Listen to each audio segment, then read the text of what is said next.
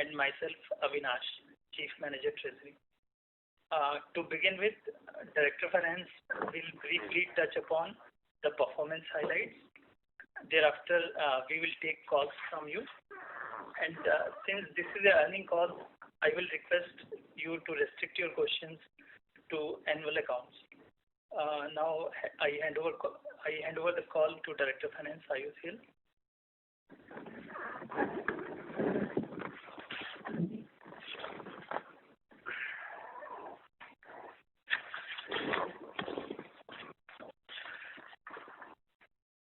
Yeah, a very good afternoon to you all, dear investors and analysts. First of all, I pray for you all being safe, including your family members, etc. And I take this opportunity to welcome you all to the conference call post announcement of the Q4 results of 1920. I believe you would have gone through the accounts hosted on the website and also through the updates sent by us. However, I would like to briefly dwell on the results to provide additional clarity and insights. First, dealing with the highlights. Before going to the numbers, I would like to touch upon the impact of COVID-19 on business operations of the company during April and May 20.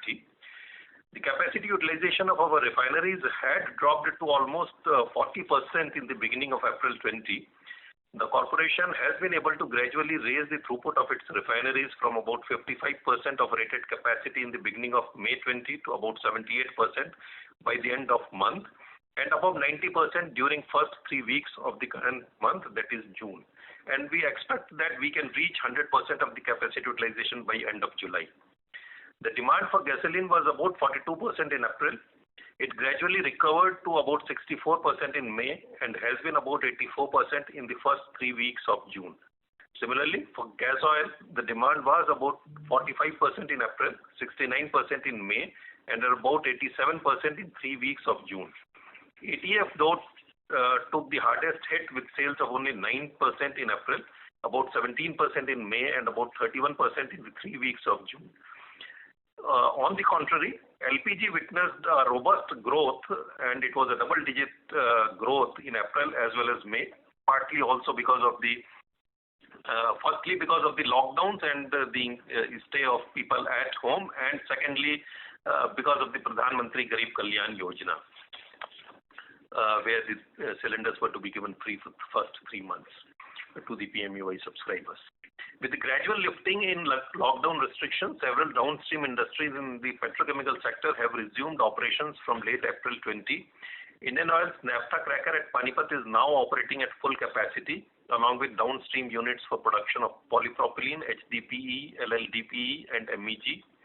The polypropylene plant at Paradip Refinery has also come back and is online now, while the PX-PT at Panipat and LAB unit at Koyali Refinery continued to operate even during the lockdown period. Work on all major projects has restarted on ground, and in fact, we are continuing with all of our work projects.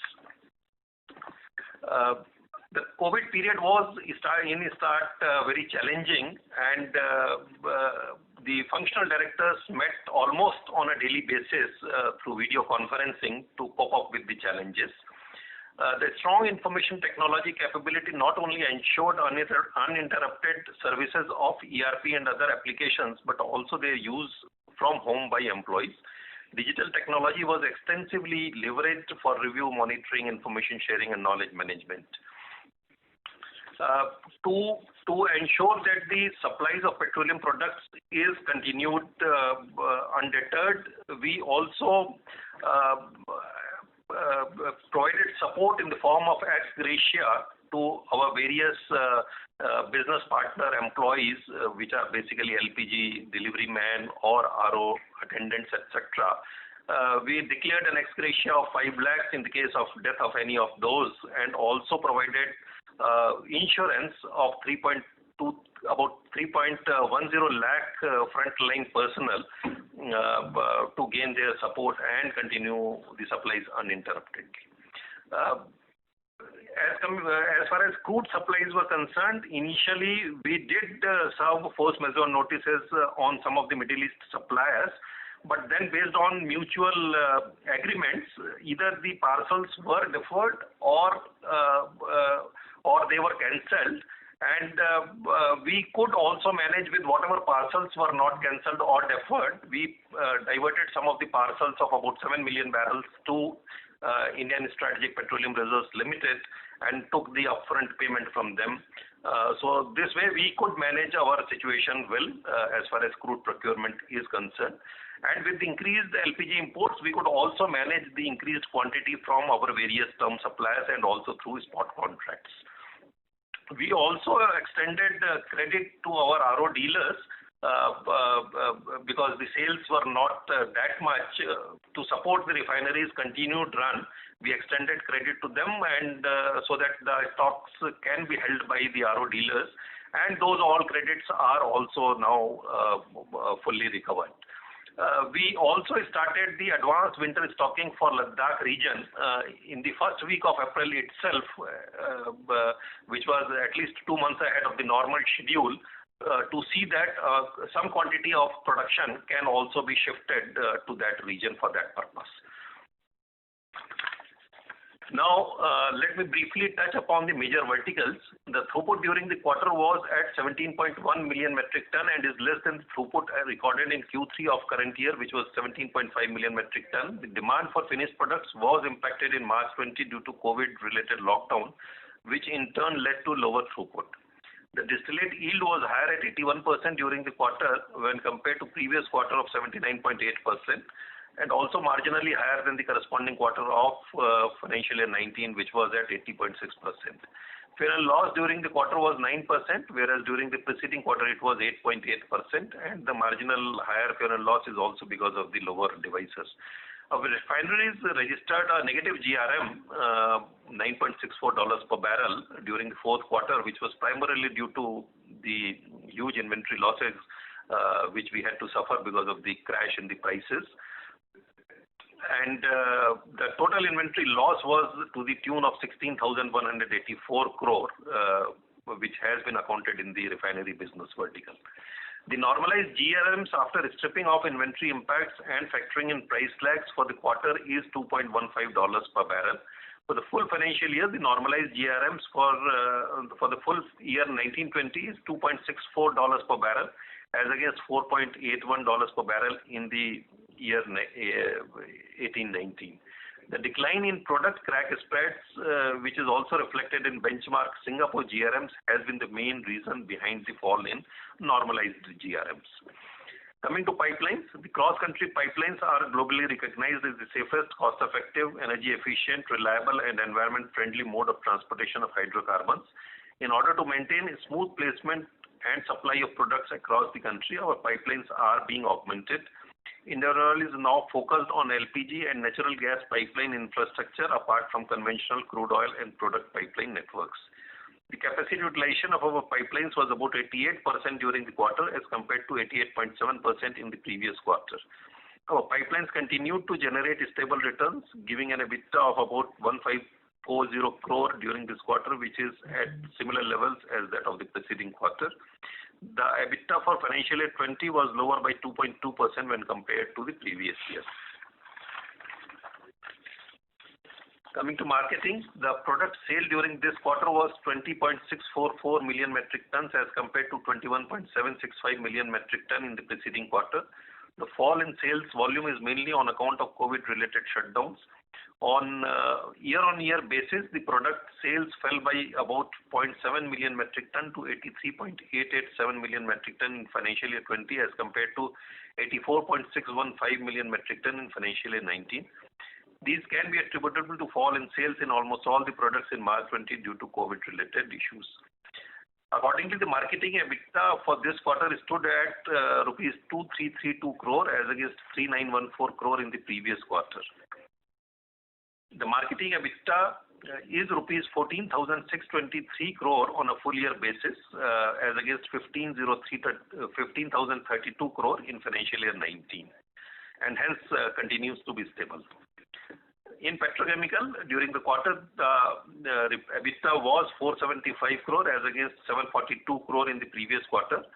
However, while comparing with the year-on-year performance with that of the corresponding year of last year, there has been a sharp downside in EBITDA. The major reason is due to the shrinkage of petrochemical spreads in polymers, MEG, and PTA. Moreover, the PTA unit was also under shutdown in the first quarter of financial year 20 due to the NGT instructions. We believe as we go forward, the petchem will continue to contribute handsomely to the bottom line of the company. Coming to borrowings, the borrowing as on 31st of March 20 is at 1,16,545 crore as compared to 86,359 crore as on 31st of March 2019. Company is going through a phase of expansion and upgradation of its infrastructure facilities across business segments, be it refining, pipeline, marketing, or natural gas. Accordingly, company has spent rupees 28,316 crore during 1920 under the head capital expenditure. However, the internal accruals remained muted during 1920, mainly on account of inventory losses and subdued refining margins as well as petrochemical margins. Further, as per Ind AS 116 on leases, which has become effective from 1st of April 2019, company has recognized new leases of about 4,400 crore during the year. This increase with the previous leases totaling to about 8,000 crore is shown as borrowings in the accounts. Further drop in sales of petroleum product during last week of March due to lockdown resulted in lower cash collections, whereas payment for crude oil supplies were continued to be made as per the contractual terms. This led to elevated working capital requirements during the year. We also have taken a permission of board and now will be approaching the shareholders during our AGM for increase in the borrowing limit to 1,65,000 crore. And I must clarify that this is only an enabling provision, so that we are not required to go frequently to the shareholders. The last such increase was 10 years back, and though we are taking this enabling authorization from the members, but we do not anticipate our borrowings to go to that level. In fact, as against the 31st March levels of 1,16,545 crores, we expect that by end of this month, we will be perhaps lower than 1 lakh mark also. I will end my briefing here. We will now take your questions. Thank you very much. Certainly, sir. Ladies and gentlemen, we'll now begin the question and answer session. If you have a question, please press star and 1 on your phone and await your turn to ask the question when guided by the facilitator. If your question has been answered before your turn and you wish to withdraw your request, you may do so by pressing star and 1 again.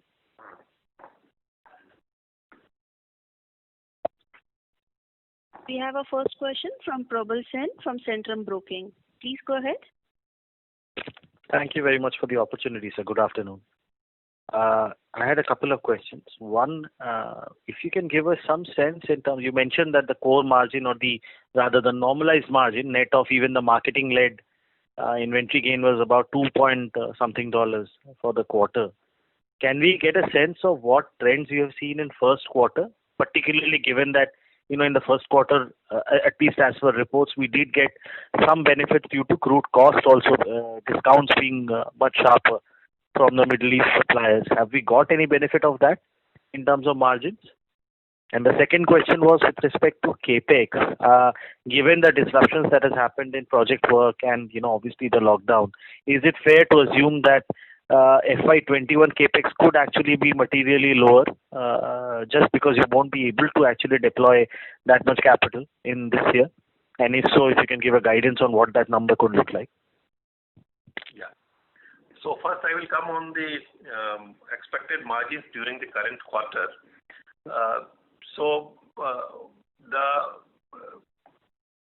The OSPs declared by the Middle East suppliers have shown quite a handsome discounts for the first quarter months.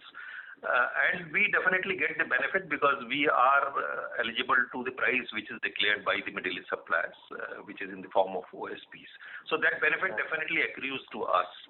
However, the crack margins which is based on international quoted prices, is very, very subdued because of the destruction of the demand.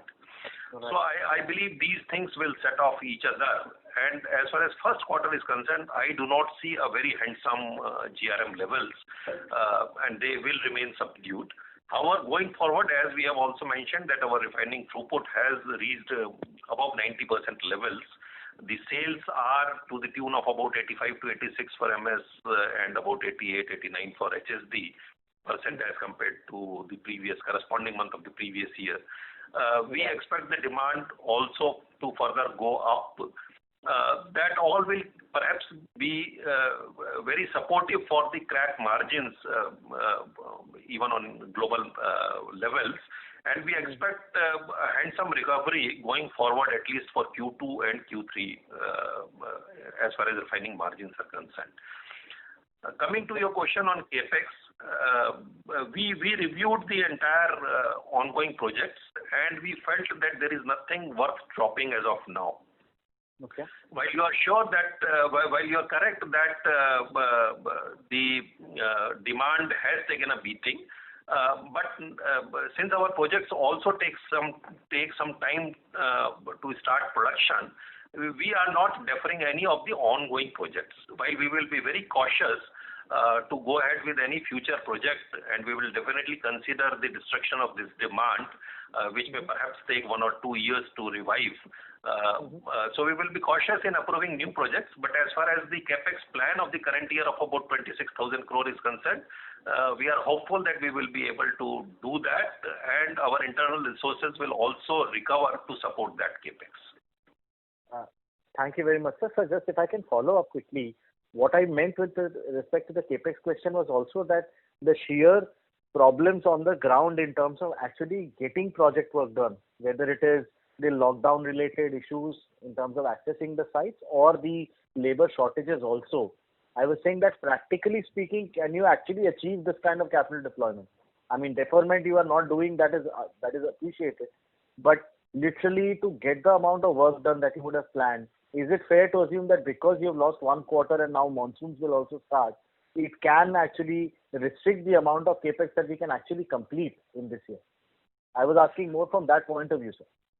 Yeah, we also examine from that point of view also, and Okay. And we in fact took a stock of all our projects, and Sure. 300 plus projects we reviewed, and we sort of got information that the work is on all those projects on ground itself. You would also be aware that in many parts of the country, the labor force has also started returning. So Sure. we are, as of this point, we are hopeful that we will be able to achieve this capex for the current year. Got it, sir. Thank you so much. I'll come back if I have more, sir. Thank you, sir. Sure. Thank you, Mr. Sen. We have our next question from Sabri Hazarika from Emkay Global. Please go ahead. Yeah, good afternoon, sir. I've got 3 questions. The first one is a bookkeeping question. So you have reported around 11,300 crore of exceptional inventory loss because of COVID. So can you give this the breakup between refining and marketing for this? I mean, it will be both for refining as well as marketing, right? Can you give the breakup of the exceptional inventory loss in refining and marketing? Yeah. Refinery is about 8,000 crore out of this 11,305 crores, and balance is marketing. Balance is marketing. Yes, sir. And second question is, so this year your, if I look into FY20 earnings, so you had a 1,300 crore profit. Of course, it had around 11,000 crore of inventory gain. It has got inventory loss also. But net, I mean, this year was an exceptional year in terms of it has led to like significant increase in debt levels, and also the fact that the capex of 28,000 crore was by no means able to meet through the internal accrual. So how do you see FY21, considering that the outlook still is somewhat volatile in a way, and GRMs are also currently not that high, and marketing margins, of course, may be good, but again, there are certain uncertainties regarding how oil prices will behave. So what kind of free cash flow generation you are targeting for FY21, and do you think that your debt would remain at around 1 lakh crore, or it could even there are like risks of it going up to say higher levels? So look, while there is a lot of volatility in the prices and lot of certainty around COVID, also whether there is going to be a second phase or not, to what extent and to what fast the recovery will happen in demand. So there are a lot of ifs and buts, but we are hopeful that looking into the present circumstances, the demand has come back faster than what was expected initially. And perhaps the situation will improve, and we hope that there is not going to be any second phase of this COVID virus. So with demand picking up, we expect that the refinery margins also will quickly correct. In fact, you would have seen in the past week also there is a marked improvement in the crack spreads of gasoline as well as gas oil and Caro ATF also. So we expect this correction also to happen quickly, and with increased level of operations, we are hopeful of a decent refining margin also in the balance period of the year. Now, if that happens, so there will be certain internal accruals which will support capex. Otherwise, also, like I have said, that by end of this month, we expect our borrowings to go down to 1 lakh crore level. So there is a decrease of about 26,000 crore from the highest level which we achieved, which we had to sort of face sometime in April, which was 1,26,000 crore. So we expect the borrowings to dip further with increase in demand. And even if supposing the internal accruals are not that decent, with the current dip in the borrowing levels, even if we have to borrow something more, our debt equity levels still will be very manageable and perhaps will be lower than 1.24, which is getting reflected as on 31st of March 20. Right. And suppose of course not predicting for it, but suppose refining market remains weak and there are like further inventory loss, forex loss scenario coming up. So would you be quite comfortable in increasing marketing margins to cover up for this kind of shortfall, or do you have some kind of a cap regarding marketing earnings? I think this question is very hypothetical. Let the situation come. Right, sir. And so just one small question: what is the government subsidy outstanding for the FY20 end? It is about 13,000 crore as of now, and but then we have recovered about 5,855 crore. Since 1st of April, and we are also recovering some amount now in the current month. So every month we are getting some payments in liquidation of GI dues. And you would also be aware that because of the lower Saudi CP prices, the LPG subsidy has practically waned off. There is practically no SKO subsidy. So going forward, the addition in the subsidy levels is not there, and liquidation only is expected. Okay. Thank you so much, sir. All the best. Thank you, Mr. Hazarika. We have a question from Pinakin Parekh from JP Morgan. Please go ahead. Yeah, thank you very much, sir. So 3 quick questions. My first question is, the financial statements say that there has been an inventory impairment of roughly 11,000 crores or so, and there is an inventory loss of around 18,000 crores or so. So from here in the first quarter, given that oil prices have rallied, how much of this can reverse, or will nothing of this get reversed?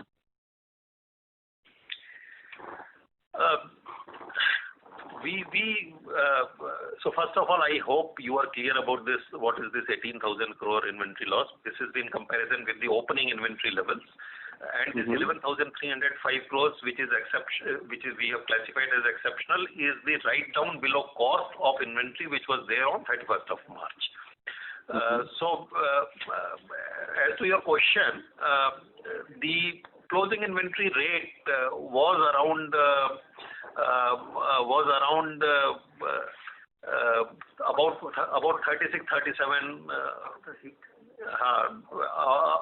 Was at about $36-37 per barrel after the inventory loss hit, and now the present rolling price of the crude is at about $41-42.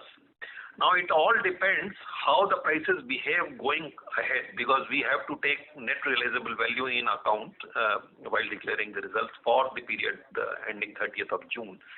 So if the things remain at the current level and there is no downward trend, then we can expect some amount of inventory gain in the quarter one. But that all depends on how the prices behave going forward. So just to clarify the close.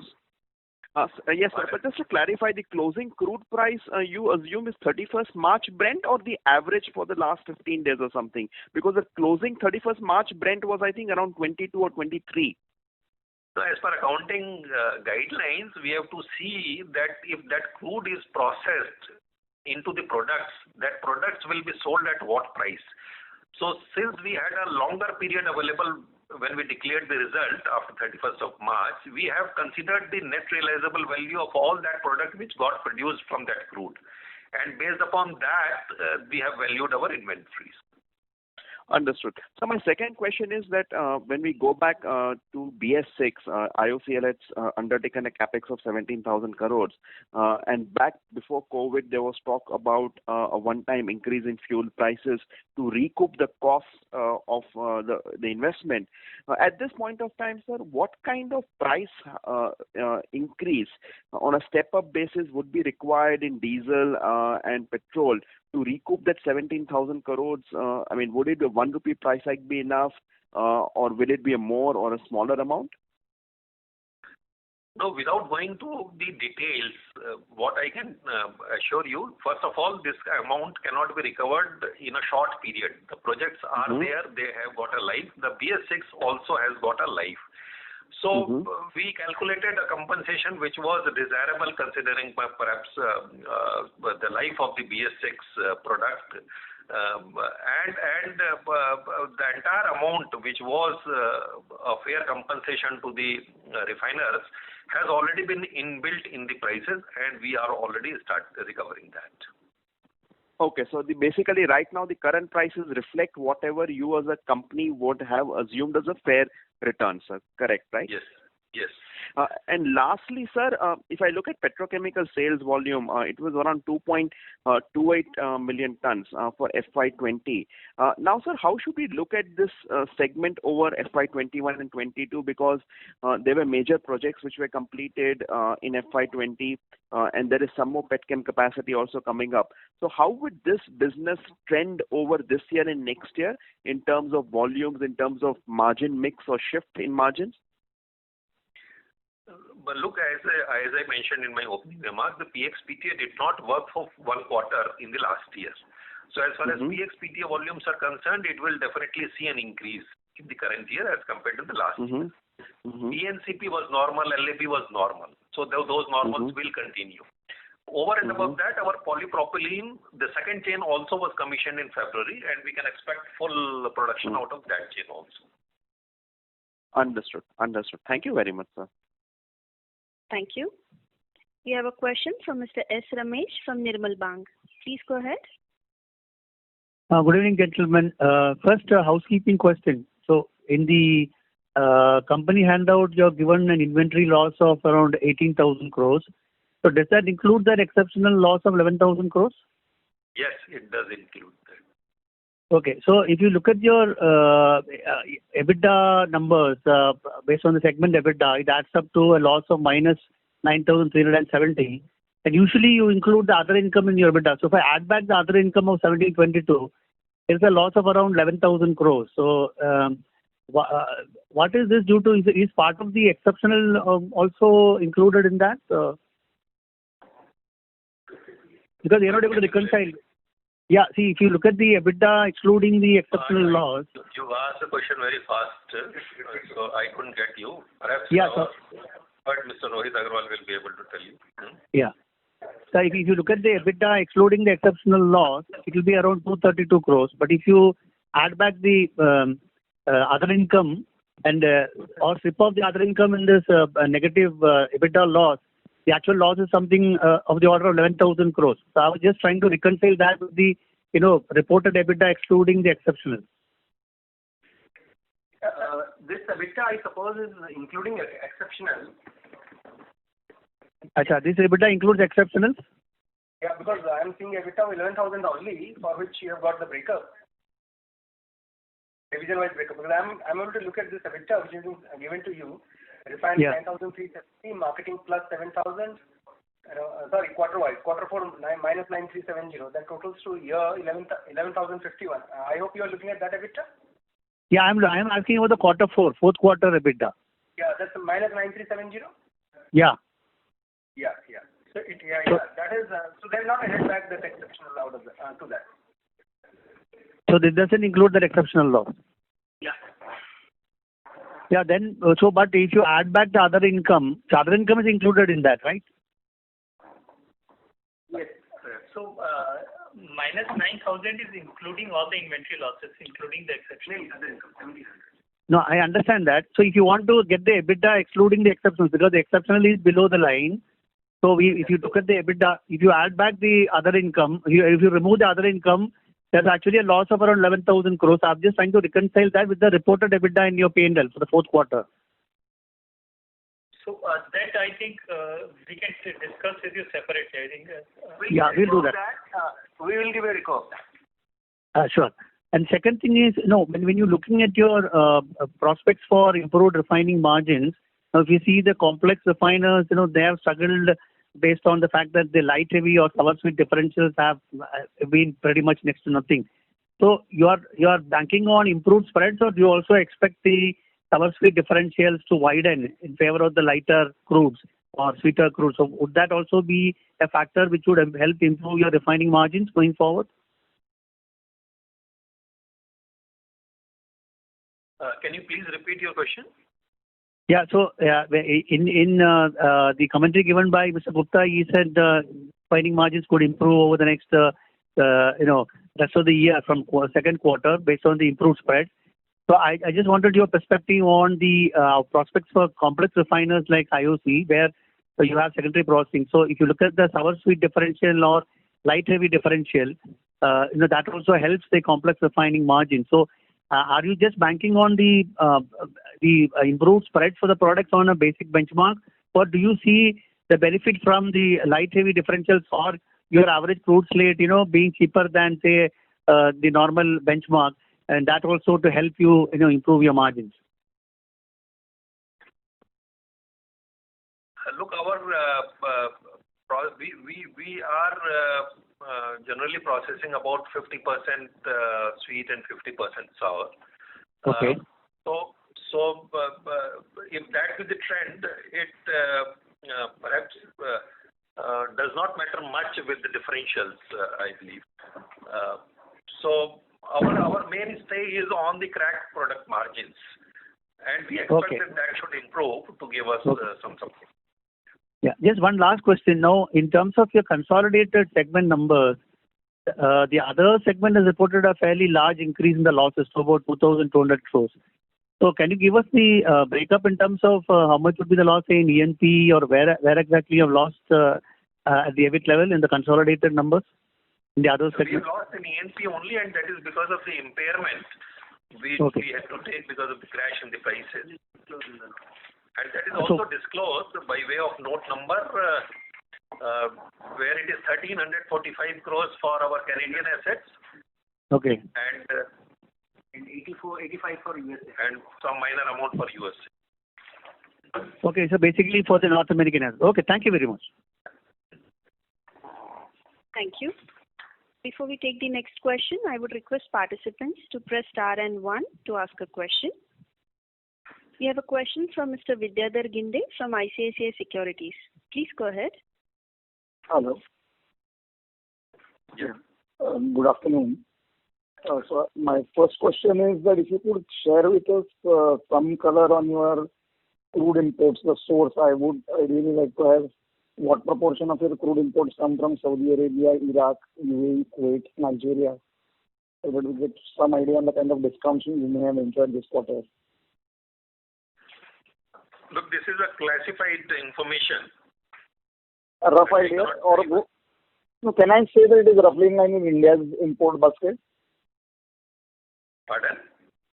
We have some idea on the extent of crude India imports from these countries. So is your mix likely to be very similar to that?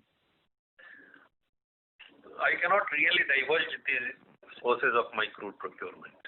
Okay. Secondly, you said that your crude after adjusting for inventory loss and it is $36-37 in March.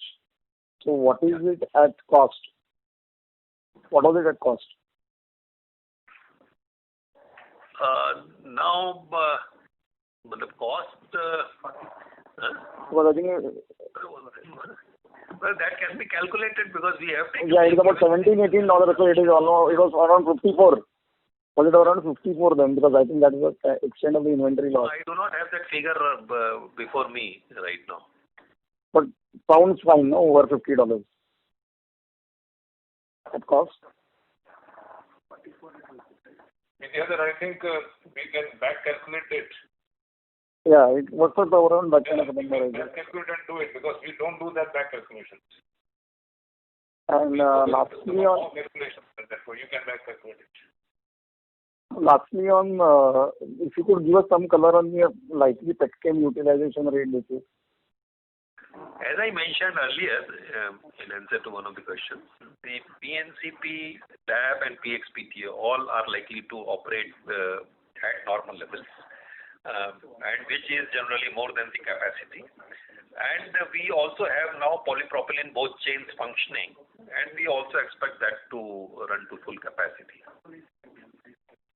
So except for the first during the lockdown initially, rest of the period it will be. So the impact only will be in the first quarter. Yeah, but we explained to you that some of the units even during lockdown continued uninterrupted. Correct. Thank you. Thank you, Mr. Ginde. Participants are requested to restrict the questions to 2 at a time. We have a question from Mr. Rohit Ahuja from BOB Capital. Please go ahead. Hi, sir. Thanks for the opportunity. Sir, 2 questions from my side.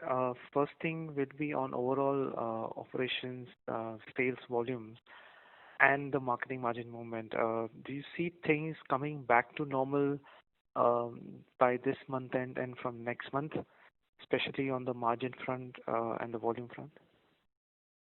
Yeah, as I explained to you that our refining capacity is now more than 90%. The level of operation is more than 90% of capacity, and we expect all our refineries to come back to 100% level latest by July end. Sales, as I explained, the MSHSD sales are in the range of 85 to 90% on YOY basis, corresponding to the corresponding month of the last year. And as I mentioned that the recovery rate has been faster than what we expected initially.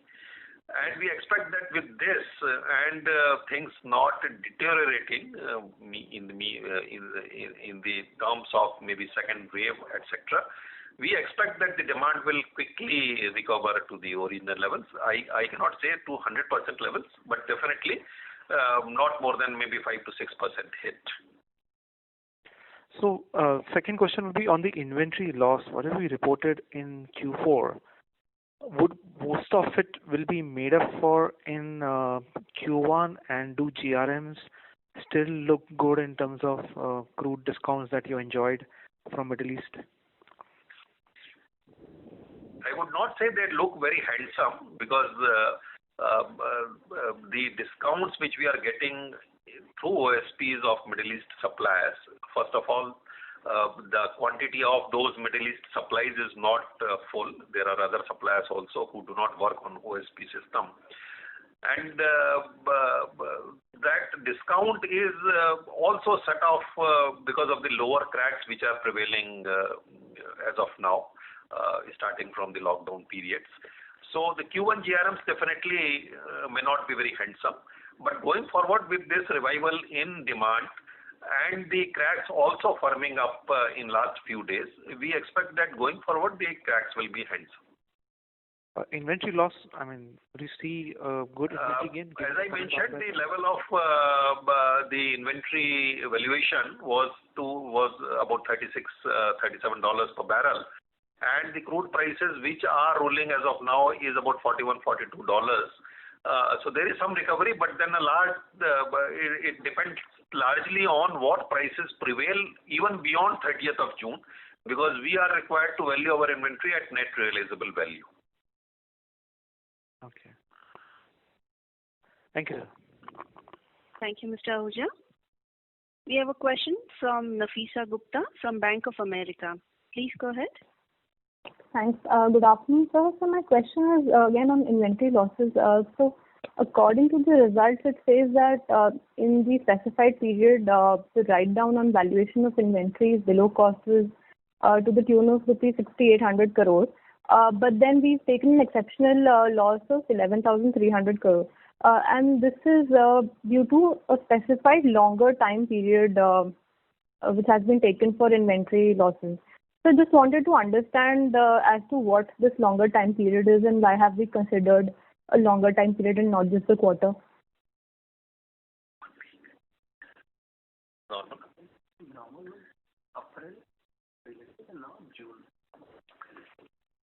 Normally, when we close our account, say within 40 days, 35 to 40 days of the close of the period, we take a particular cutoff date, which is within April. But this time, since the prices, there was an abnormal reduction in the prices, and we had a longer time available to check what is the net realizable value of the stocks which were there on 31st of March. We adopted the longer period and took a larger hit on a conservative basis. Sir, otherwise, would this number have been a part of the 1Q numbers, if not 4Q? Yeah, definitely. Okay, so we are just hoping to recover some of these, and then so that is the reason that we kind of put them in the 4Q itself. Is it correct? You cannot be sure of that. As I explained to you, we will have to again see what is the net realizable value of our stock as on 30th of June, based on the prices which remain after 30th of June. So I'm not sure whether that will get recovered within this quarter or not, and to what extent. But definitely with the increase in prices, this amount will get recovered. As I mentioned, we valued at about 36, 37. Now the prices are 40, 41. Got it. And sir, my second question is on refinery expansions. If we check the PPAC data, it says that Haldia has seen some expansion in the last fiscal year. Just wanted to know what is the status on the others, Koyali, Barauni, Haldia, and the other expansions. Where are we on those? No, Haldia had a project of distillate yield improvement. 0.5 million ton was the increase in its capacity. Barring that, there is no other capacity expansion at other refineries except for our project at Barauni, which was declared, and we are increasing its capacity to 6 to 9 million metric ton, which will take time. And with the commissioning of Indimax at Bongaigaon refinery, our capacity will increase to 2.7 million tons from the present 2.35 million metric tons.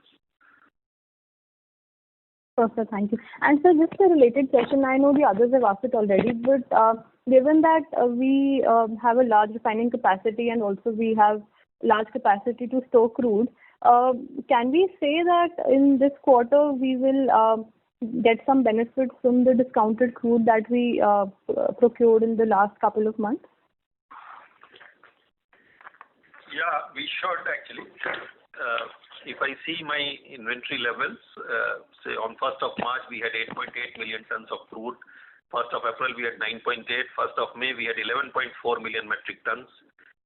So we definitely, 1st of June we are expected, 1st of June it was 10.2 million metric tons, and going forward in the subsequent months we are back to our normal levels of 8 million ton of inventory. So we definitely built up some inventory during these periods. We did not surrender much of crude except for the 7 million barrels which we gave to 7 million barrels, which is roughly about 1 million ton only, which we gave to ISPRL for strategic reserves. So we definitely have crudes bought in this low period scenario, which should give us some benefit going forward. Sir, thank you so much. Thank you. We have a question from Mr. Mayank Maheshwari from Morgan Stanley. Please go ahead. Thank you for the call, sir. I had the first question was related to your marketing business. How has been the market share for MS and HSD over the last quarter, and how are you kind of thinking about the market share on the industrial fuel as well? Can you give us some comments around that? So nothing very significant. With the increased play of private players, we have been losing some market share, which is very, very natural to happen at least to the biggest player. So our market share during you asked about last quarter? Yeah, how has been kind of done over Yeah, I was just looking at last quarter and how has been it faring after that. So in fact, during the lockdown period, we may have gained some market share instead of loss. So definitely there is no loss of market share during this lockdown period. Okay, but in the fourth quarter, what was your market share? If you can just give us some details. Do we have the numbers? We've got annual numbers. We'll give the details separately. We will give you the details separately. Okay. And so the second question was more related to the gas business itself. Can you just kind of talk about what's happening on the city gas front in terms of your new geographies as well as the NO terminal?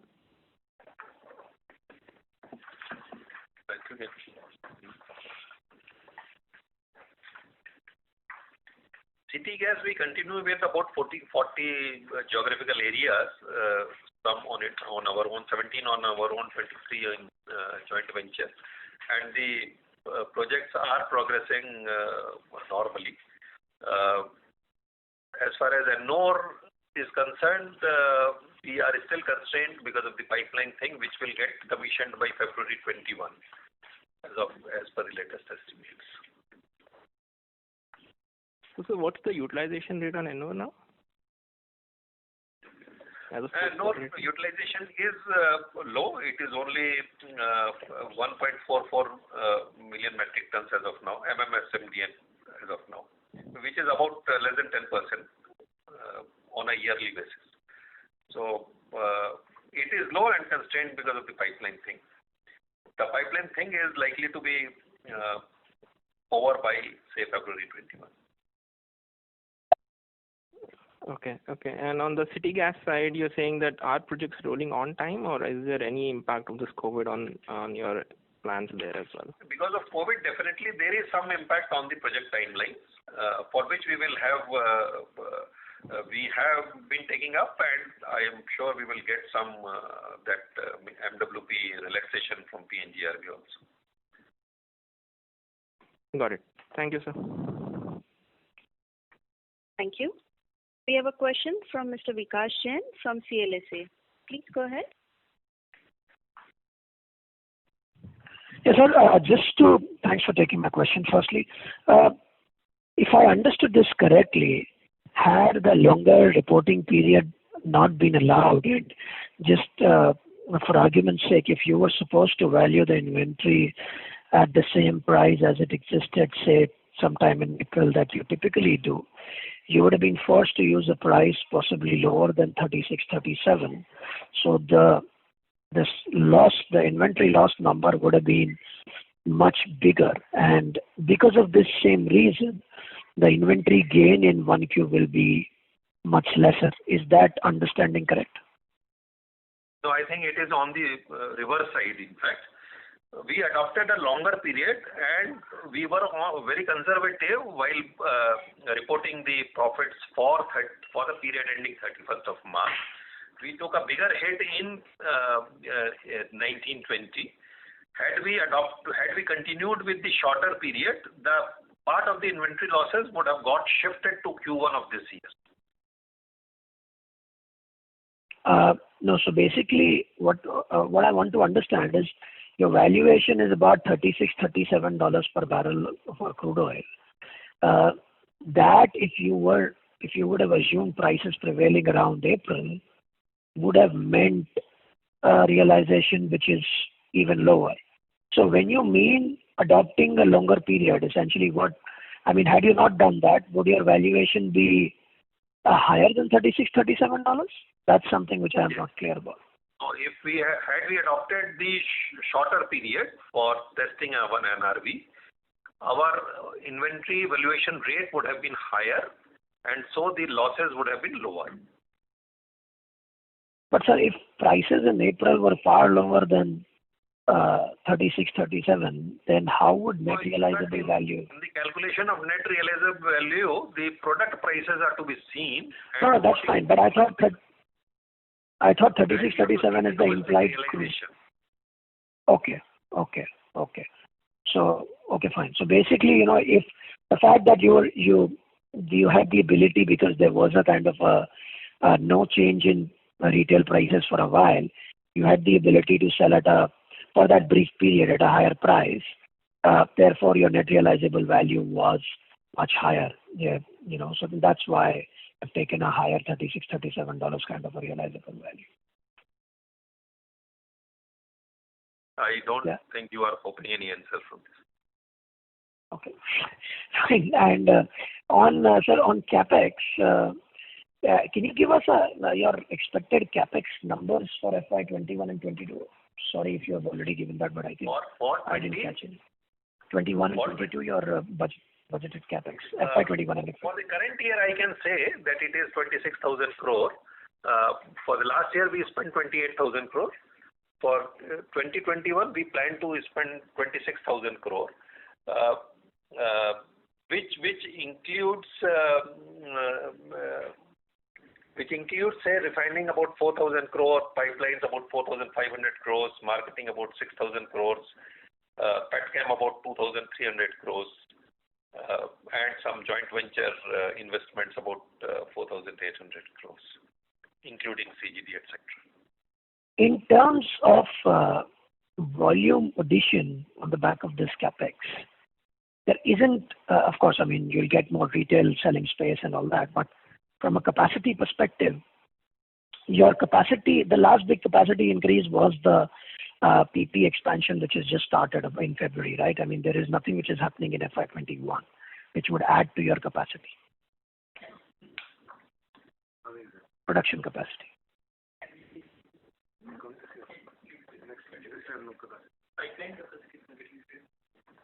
So there are certain projects which are not for capacity expansion, but they are for, say, reduction in logistics cost, like our marketing terminals or pipelines. So there are certain expenditure in that. There are certain leftover expenditures in respect of the projects which are completed already. There are certain expenditure in respect of even the production facilities, like for MEG at Paradip. So we can share the details with you later on. No, sure, absolutely, sir. And finally, you've been pretty upfront about the. So just the last one, and that's it. If you've been upfront about the fact that full normalization of demand would not happen anytime soon. So what is your the way I know it's everybody's a guess, and it's very difficult to be exact about this, but the way you're seeing it. By when do you think we get too close to, say, flat YOY and then start seeing the growth as we used to see, in the last couple of years? So, what are your likely timelines for that? Look, we are also guided by the studies which are done internationally. A lot of agencies, a lot of consultants keep on reporting various numbers. And based on those estimates only, we are saying that the current year petroleum product growth will be, say, perhaps minus 5% or so. And perhaps sometime the next year, the demand may come back to the original levels. Now, the product-wise difference within this will be there. While MS and HSD may come back very quickly, LPG has seen a growth. ATF will take a longer time to recover. So the product-wise differences will be there in the recovery rates. But on an overall basis, perhaps 21-22 should see the normal levels as were prevailing pre-COVID. Okay. Thank you, sir. Thank you, Mr. Jain. We'll take a last question for the day from Mr. Vineet Joshi from Goldman Sachs. Please go ahead, sir. Hi, sir. Thank you for taking my question. So my question is on inventory and working capital that you mentioned earlier. So if I heard correctly, you said that you have 8 million tons of crude inventory. But can you also talk about I think the oil minister mentioned that the Indian companies have opportunistically bought crude and stored in floating storage as well. So if we look at both the land as well as the floating storage for Indian oil, what that amount would be? And the second question is, you mentioned that there has been some additional investment in working capital which has led to the higher debt. So can you please quantify what that additional working capital investment is, which we should be, normalizing in our numbers going forward? So first on the inventory, as I mentioned, our normal levels are about 8 million tons of crude inventory. And we had on 1st of April 9.8 million tons, on 1st of May 11.4 million tons, on 1st of June 10.2 million tons, and perhaps by 1st of July we will sort of revert to the normal levels. So we did procure certain crudes despite the certain additional crude despite the reduction in the processing rate of the refineries. And we believe that it will give us due benefits in the periods to come. Your second question was on there is no increase. No permanent increase. There is, as we explained, there is no permanent increase because working capital. In fact, a lot of working capital has got released because of the reduction in the prices. And our borrowings level, which were at the level of 1,26,000 at maximum during April, are now back to about 1,04,000 crore level, and we expect it to breach the 1 lakh crore level, below 1 lakh crore level very soon. So not exactly any pressure from working capital side on the borrowings. So this 25,000 crore extra was because of the working capital, which is already reversed, is what you're saying. So there will be no further reversal from the current levels. Yes. It's already baking in all the extra ones. Yeah. Okay. Thank you.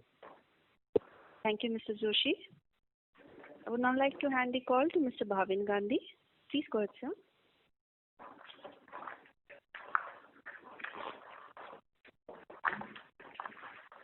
Mr. Bhavin Gandhi.